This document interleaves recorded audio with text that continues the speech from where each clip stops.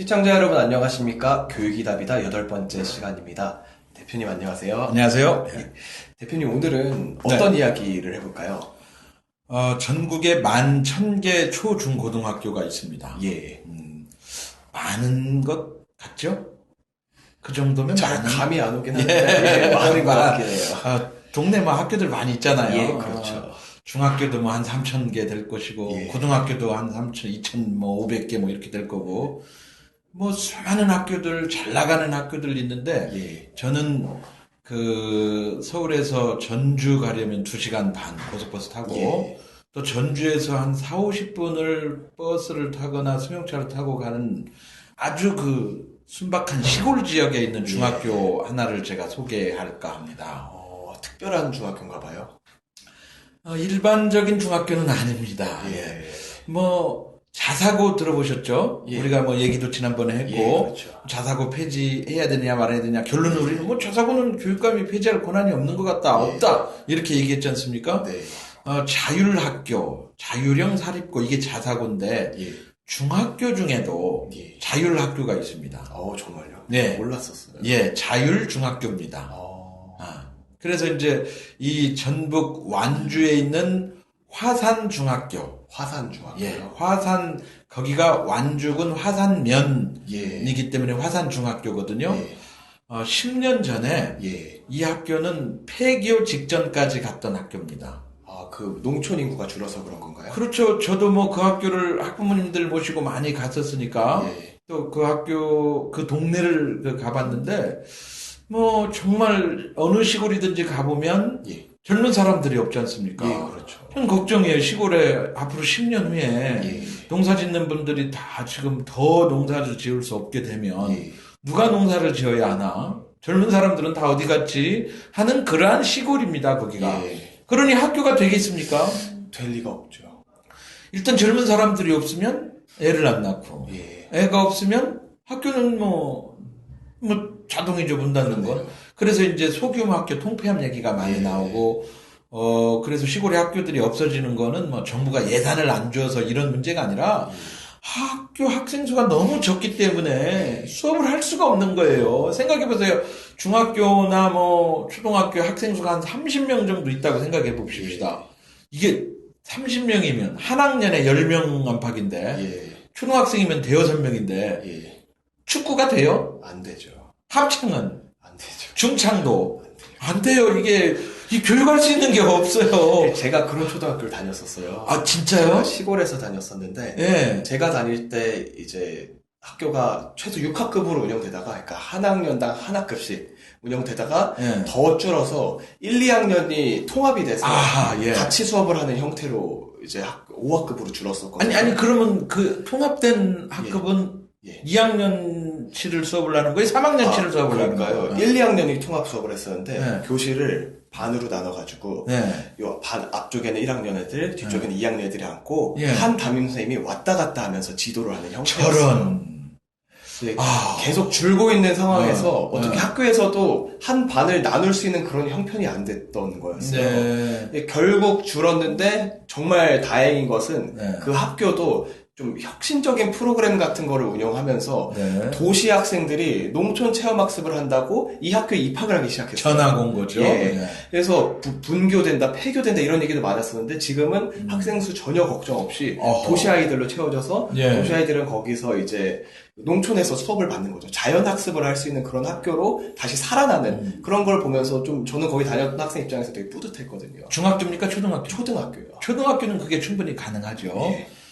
초등학교는 학습 위주보다는 자연학습 이런 예. 것도 중요할 수 있으니까요. 그런데 제가 말씀드리는 이 전북 완주에 있는 화산중학교입니다. 예. 중학교는 이제 본격적으로 입시 교육이 시작되는 시점이기 때문에 자연으로 들로 뛰어다닌다고 해서 학습이 되는 건 아니거든요. 예. 국어도 심도 있게 가르쳐야 되고 수학도 영어도 과학도 심도 있게 가르쳐야 되는 거죠. 예. 물론 자연학습이 중요하지 않다는 건 아닙니다.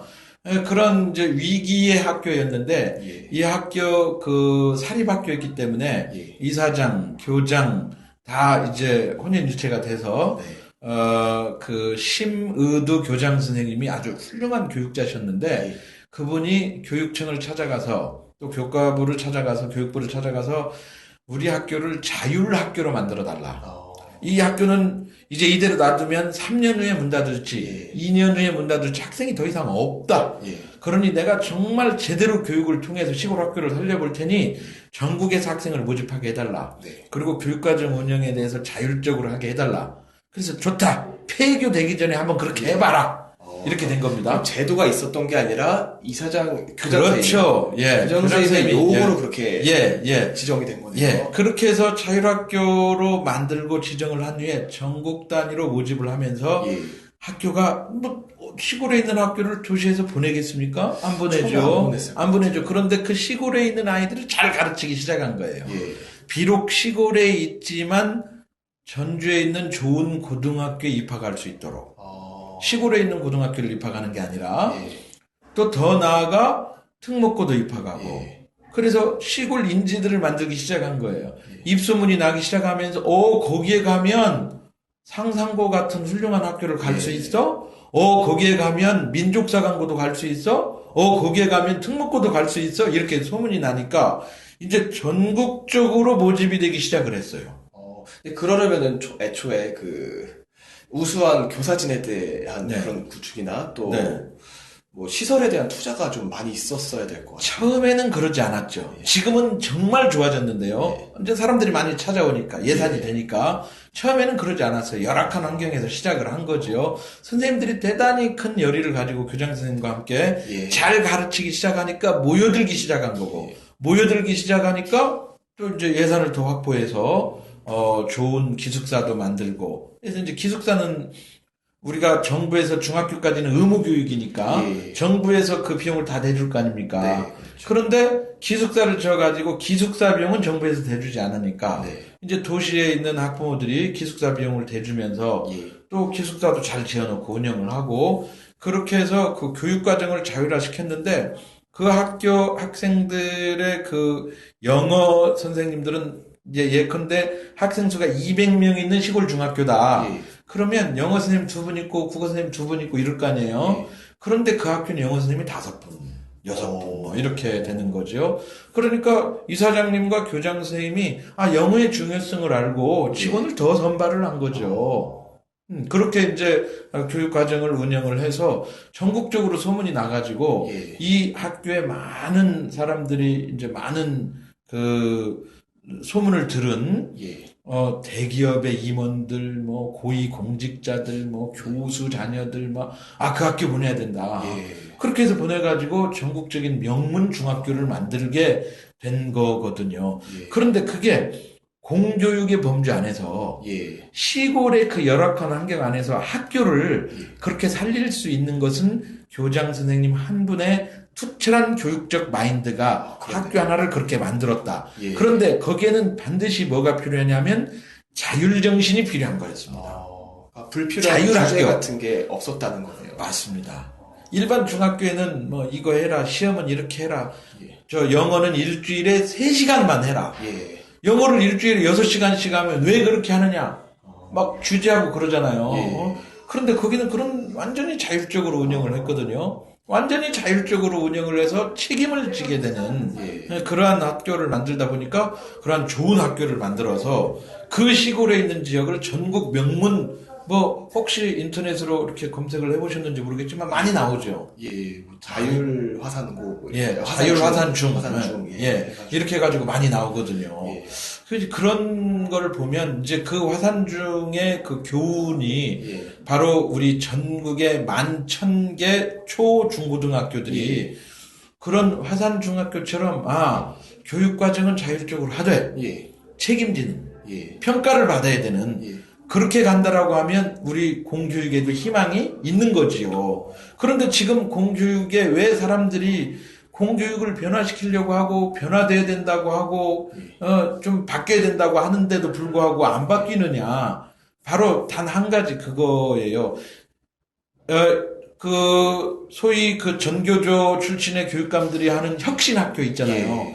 그 혁신학교와 화산중학교하고는 완전히 다른 학교입니다. 혁신학교는 전교조가 주장하는 혁신학교는 교육과정에 거기도 똑같이 교육과정의 자유를 외칩니다. 그런데 이 완주 화산중학교는 교육과정의 자유를 외치면서 어느 중심으로 갔냐면 사실은 학력 신장을 아주 철저하게 책임지는 학교로 간 거죠. 그러니까 그 학교 출신들은 어느 학교를 시험 보든지 자신감이 생기게 되는 거죠. 그러면 제가 이제 그 학교들을 관광차로 학부모들을 견학시켜달라는 학부모들이 많아서 서울에서 모아가지고 막 여러 번 간 적이 있어요. 예. 학생들을 만나봅니다. 급식지를 가봅니다. 도서관도 가보고요. 공부 잘하는 아이들은 다시 얘기해서 학력 신장만 강조하면 결과 학력은 좋아질지는 몰라도 인성이 나빠진다고 하는 흔히 하는 그런 이야기들 저는 그 학교에서 절대 그건 발견할 수 없었습니다. 얼마나 인성도 좋은지 또 체력 단련 공부만 시키니까 뭐 아이들이 비실비실하고 영어는 잘할지 몰라도 체력이 약해가지고 팍팍 쓰러지는 거 아니냐 천만의 말씀이에요. 교장 선생님이 스파르타가 아닌데 스파르타식인 훈련. 아침 6시 반 정도 되니까 그 잔디구장을 학생들이 뜁니다. 자율적으로. 자율적으로 뜁니다. 뭐 꼭 통제하지 않아요. 그러니까 정신무장을 시켜놓으면 스스로 일어나서 체력 단련하고 밤에도 막 불 켜놓고 농구도 하고 중학생들이 말이죠. 인성도 잘 돼 있고요. 학력 신장은 말할 것도 없고요. 체력 단련도 돼 있고요. 학부모 입장에서 그런 학교 보내고 싶을까요? 안 보내고 싶을까요? 당연히 보내고 싶을 것 같아요. 보내고 싶죠. 학생들이 다재다능해지겠네요. 예, 그렇게 해서 우리 그 전국의 초중고등학교들이 일반 공교육 학교들이 그걸 본받아야 될 학교가 바로 화산중학교라고 생각을 해서 그 자율정신에는 반드시 책임이 따른다. 그 책임은 시장에서 선택을 받느냐 못 받느냐 그것으로 이어지는 거거든요. 그러네요. 그러니까 이 자율중학교는 그 동네 학생들만 가지고는 벌써 문을 닫았어야 될 학교인데 전국적으로 모여들게 만드는 학교가 됐다.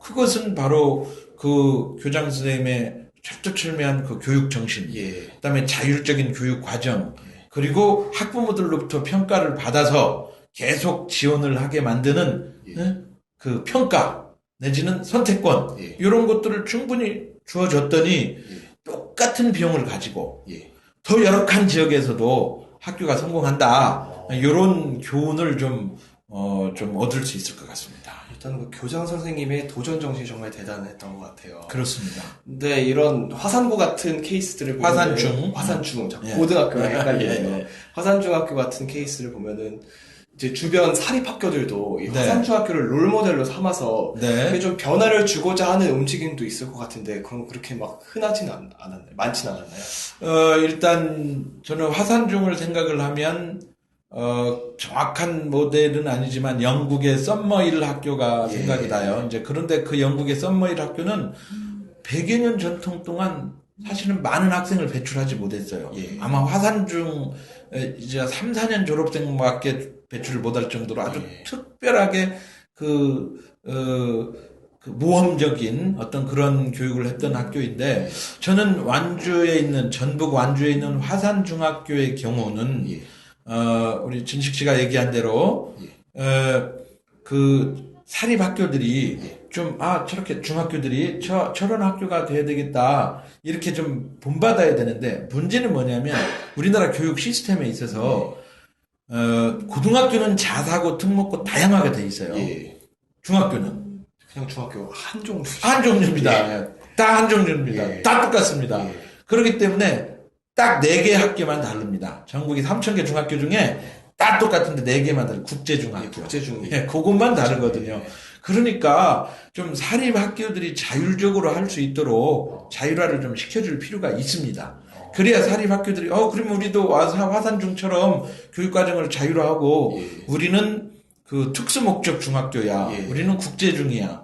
우리는 체육특기 중학교야. 우리는 지방 인재를 키워내는 지방에 아주 최고 잘 나가는 중학교야. 이런 자율권을 좀 주고 충분히 정부가 어차피 공교육 비용을 다 대주지 않습니까? 그렇게 하면 저는 훨씬 달라질 거라고 보고 정부의 방침이 중요한 게 아니라 제도가 학부모가 좋은 학교를 선택할 수 있을 때 가능한 거예요. 다시 얘기해서 지금처럼 학부모는 배정해주는 학교를 가잖아요. 그러니까 이 학교가 잘못 가르쳐도 이 학교를 가야 되고 이 학교가 마음에 안 들어서 다른 학교로 가고 싶으면 전학이 안 돼요. 전학 갈 수 있는 방법은 이사를 가야 돼. 다른 동네를 이사를 가야 돼. 그래서 다른 동네를 이사를 못 가기 때문에 위장 전입을 하는 겁니다. 그러니까 뭐 국무총리, 장관, 뭐 총장, 이렇게 보면 전부 다 위장 전입이 나오잖아요. 그 저는 그것이 우리 사회가 이게 아이들 자녀 교육 학교 때문에 부모들이 다 범죄자가 되는 거예요. 그러네요. 학교를 선택하면 되는데. 그게 범죄자로 취급된다는 게 좀 이상하네요. 무슨 이상한 거죠. 자녀 교육 잘 지켜보자고 한 건데. 학교가 마음에 안 들어서 저 학교로 이사를 가야 되는데, 아니, 5억짜리 집을 팔고 다시 5억짜리 집을 사서 가려면 그 취등록세 이전비가 얼마입니까? 그러니까 위장 등록해서 여기서 저기 버스 타고 다니거나 걸어 다니거나 태우고 다니거나 그랬던 거 아닙니까? 이런 일을 하지 말고 이 동네 살아도 저 동네 학교를 내가 좋은 학교를 선택해서 가게 하면 될 거 아니냐는 얘기죠. 화산중학교를 통해서 배우게 되는 것들은 바로 그런 점이 중요하지 않을까요? 맞습니다. 우리나라 교육에 정말 불필요한 과도한 규제가 좀 많은 것 같습니다. 오늘의 방송은 여기까지 하겠습니다. 시청해주셔서 감사합니다. 감사합니다.